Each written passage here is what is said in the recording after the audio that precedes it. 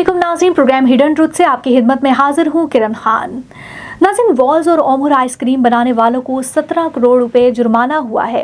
Yummy ice cream बनाने वाली company ने इन दो मारूफ कंपनियों के खिलाफ केस दायर किया था कि ये फ्रोजन डिजर्ट को आइसक्रीम का नाम देकर ना सिर्फ बेचे जा रही हैं बल्कि कई अशरों से नेशनल टीवी चैनल्स पे धड़ल्ले से अपनी फ्रोजन डिजर्ट को आइसक्रीम करार देकर इश्तेहारी मुहिम भी चलाई जा रही थी।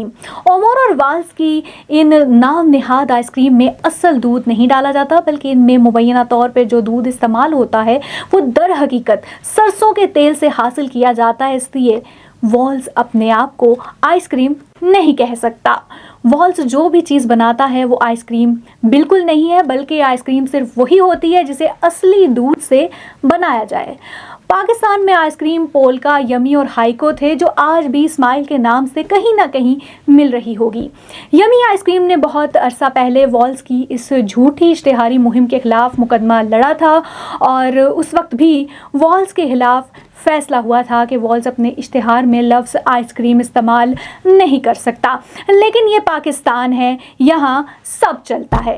क्या आपने कभी गौर किया है कि रूह अफ़ज़ा नामी लाल शरबत की पाकिस्तान में मिलने वाली बोतल पर समर की तस्वीर बनी होती है, जिसमें मुख्तलिफ़ किस्म के फलों की तस्वीरें होती हैं, जबकि यही रूह अफ़ज़ा जब पाकिस्तान से बाहर किसी मुल्क में फ़रोख्त हो रही हो तो उसकी बोतल पे फलों की तस्वीरें गायब होती हैं।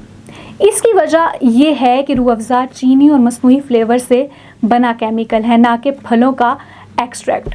हम बचपन से पीटीवी पर देखते आ रहे हैं कि सबसे गाढ़ा खालिस दूध है, बल्कि कुछ अर्सा कबल अदालती फैसले से पता चला कि हलीब गन्ने के रस से बना ये केमिकल भरा डब्बा है। मगर फिर ऐसे केसेस सामने आए जिसमें खुले दूध को गाढ़ा करने के लिए दूध जैसी पाक शय में यूरिया, सर्फ और बालों को साफ करने वाला पाउडर जैसे जहर मिलाए जा रहे थे। लोगों ने मजबूरन मारूफ कंपनीज के डब्बे वाले महंगे दूध का इस्तेमाल शुरू किया। मगर ऐसा भला कैसे मुमकिन है कि पाकिस्तानियों को खालिस शय दस्तयाब हो? सुप्रीम कोर्ट लाहौर रजिस्ट्री में पीने के पानी और मुज़र सेहत दूध के हवाले से केस की समाअत के दौरान इंकशाफ हुआ था कि इन डब्बे वाले दूध के डब्बों में मुर्दा जिस्म के लिए इस्तेमाल होने वाला केमिकल फार्मोलिन डाला जाता था। गाढ़ा करने के लिए गन्ने का जूस डाला जाता था।